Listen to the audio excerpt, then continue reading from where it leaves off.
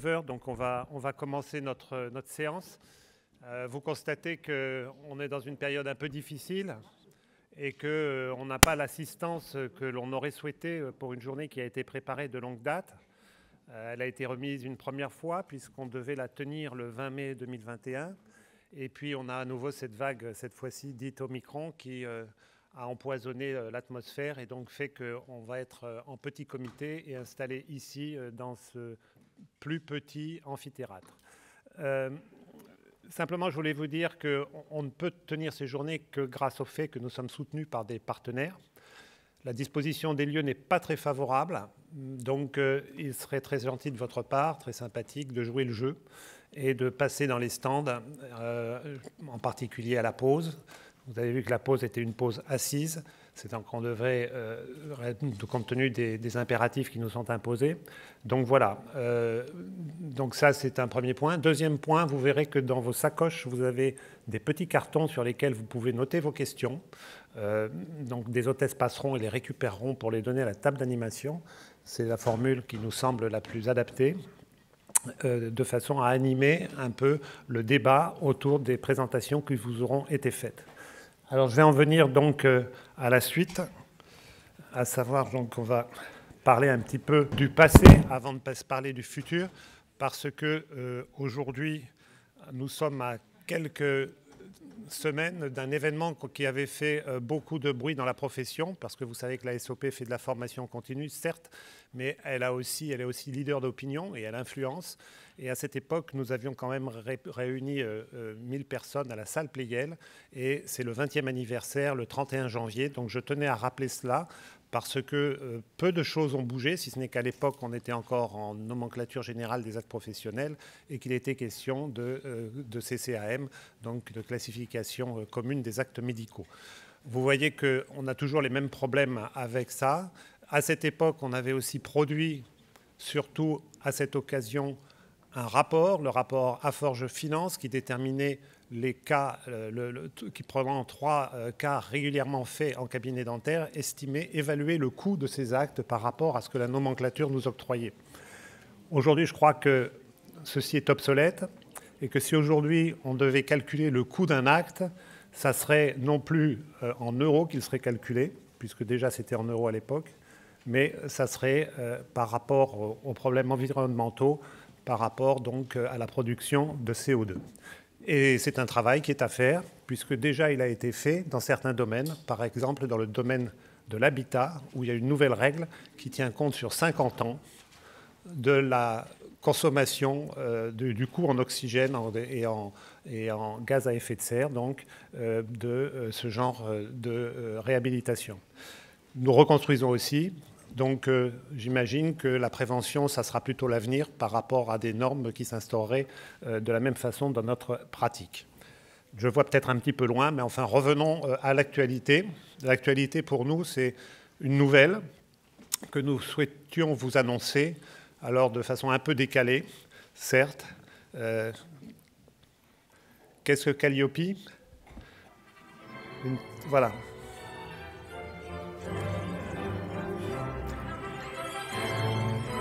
Alors, c'est le teasing que l'on a produit.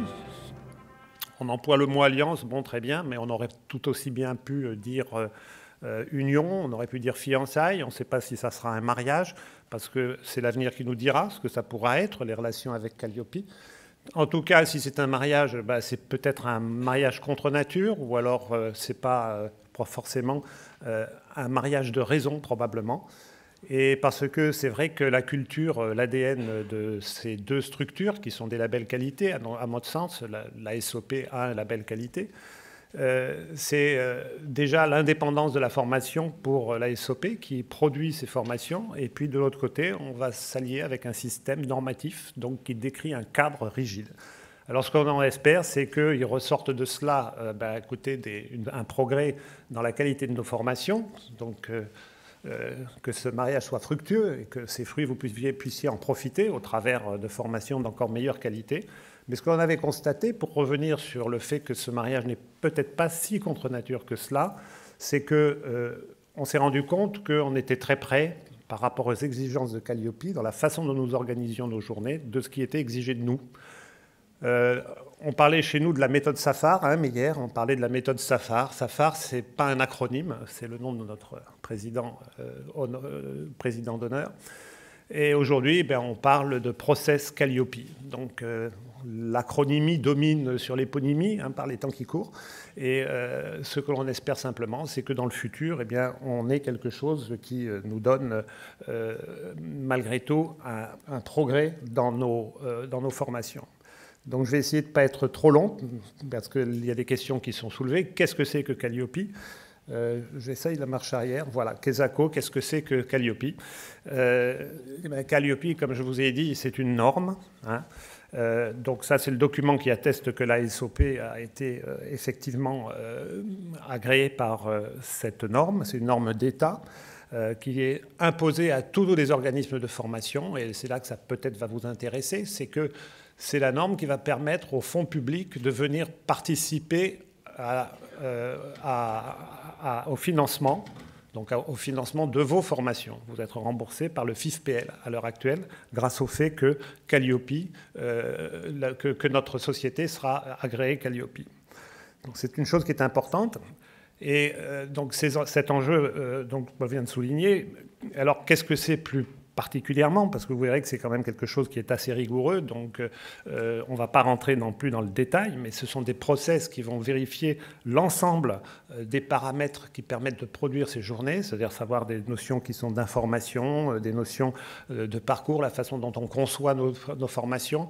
Et je me permets quand même de rappeler que, ne serait-ce qu'il y a 10 jours, une dizaine de jours, on a fait une dernière réunion avec les conférenciers pour visionner des conférences. Donc vous voyez, déjà la SOP avait traditionnellement instauré cela depuis des lustres, et c'était un petit peu la force de la SOP. Et ça a été reconnu par l'un de nos conférenciers, émérite, qui a considéré qu'il n'avait jamais fait une préparation comme celle-là.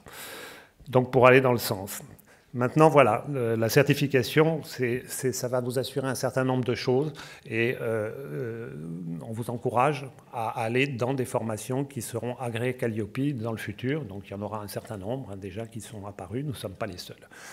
Voilà, c'était ce que je voulais dire. Maintenant, on va rapidement passer au futur de la SOP. Vous savez qu'on a cette journée aujourd'hui. Donc là, je vais laisser la parole à Mathilde Jalado qui va vous exposer un petit peu comment cette journée a été montée et selon quelle idée. La prochaine fois que nous vous verrons ici à la Maison de la Chimie, avec une participation probablement beaucoup plus importante compte tenu du nombre d'inscriptions que nous avons déjà, on parlera des syndromes d'apnée du sommeil, et ça sera le 24 mars. Donc je m'arrête là et je laisse la parole à Mathilde pour introduire la journée. Bonjour à tous. Tout d'abord, on vous remercie sincèrement de votre présence aujourd'hui. Dans un contexte pas si simple, votre fidélité est extrêmement remarquable et tout le Conseil vous remercie beaucoup pour ça.